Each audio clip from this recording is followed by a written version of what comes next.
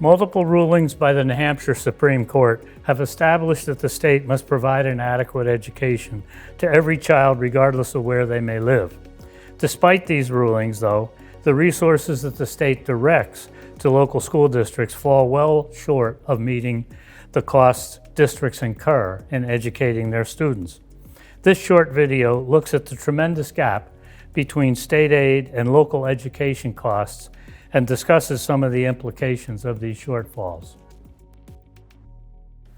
This table explains how the state calculated the cost of an adequate education for every district in the state in the school year that just ended. I'm going to use Derry as the example. The state said that each pupil's cost would be $3,709, so they multiplied that by the $4,749 of Derry students. But the state also acknowledged that low-income children cost more to educate than others, and it assigned the additional value of $1,854 to each of Derry's 1,148 children who are receiving free or reduced price meals. Also, in special education, added another $1,995 for Derry's just over 1,000 special education students. Derry had 63 English language learners, and each of those were assigned $726 extra dollars. And there were a few students in third grade who were below proficient in English, and those 77 were also assigned an additional $726. So the result was that the state said an adequate education should cost just $21.8 million in Derry, which is, on average, $4,604 per pupil. But in fact, Derry was spending $15,336 per pupil. And you can see on other districts we've illustrated here that the difference is about the same, where the state is saying that the cost of an adequate education is about a third of what the actual cost is in those districts. To determine what it would mean to operate a district at what the state said is the cost of an adequate education, I worked with the superintendent and the business manager in Pittsfield with their budget. 581 students in Pittsfield, the state said that should cost $2.6 million or $4,630 per student in 2018-19. The Pittsfield School District budget for that year was $10.3 million or $17,700 per student. So what we did was we decided we would pare that budget down to bring it down to what the state said would be an adequate education. And in doing that, we decided we would preserve all of the core classrooms from kindergarten through 12th grade. And within their 700-line budget, we began to pare things down.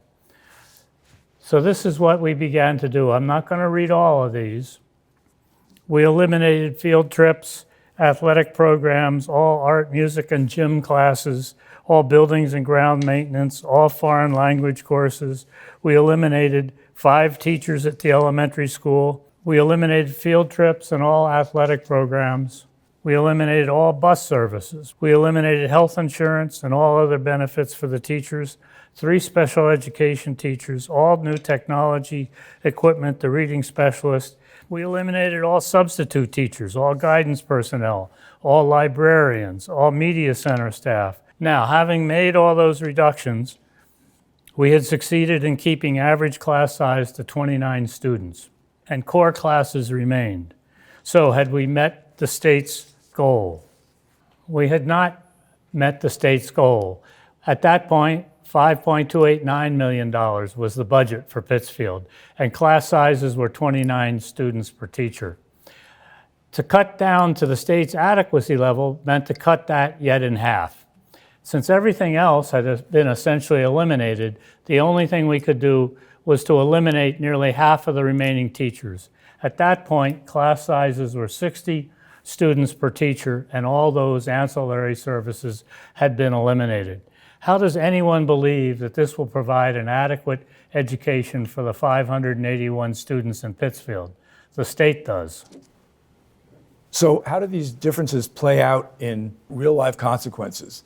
The differences in the ability of local districts to raise money because the state provides so little. One way to look at this is teacher salaries. And these are two charts about starting teacher salaries. The top chart is about the brand new teachers just out of UNH with a BA. What do they get in a first year salary? And compare Portsmouth and Pittsfield. Portsmouth, $44,000, Pittsfield, $30,000. So the people in Portsmouth right out of school get a salary that's 50% higher than those in Pittsfield. This is something that has gotten worse in the last few years, as the next slide shows. If you look at the year 2007, 2008, there was a gap between salaries in Rye and salaries in Pittsfield. Move forward a decade, you can see the gap is even bigger. What does that mean in terms of teacher turnover? In Pittsfield, sometimes they have a third of their teachers leave each year. They hire the new teachers, they train them, and then they go up the road 10 miles or 20 miles, make a whole lot more money, and the Pittsfield districts have to start all over again. So there are enormous consequences to this. You can reach us by phone, by email, on the web, and through Twitter. And we encourage you to contact us. We are interested in making these presentations around the state. So please reach out to us, and thank you very much.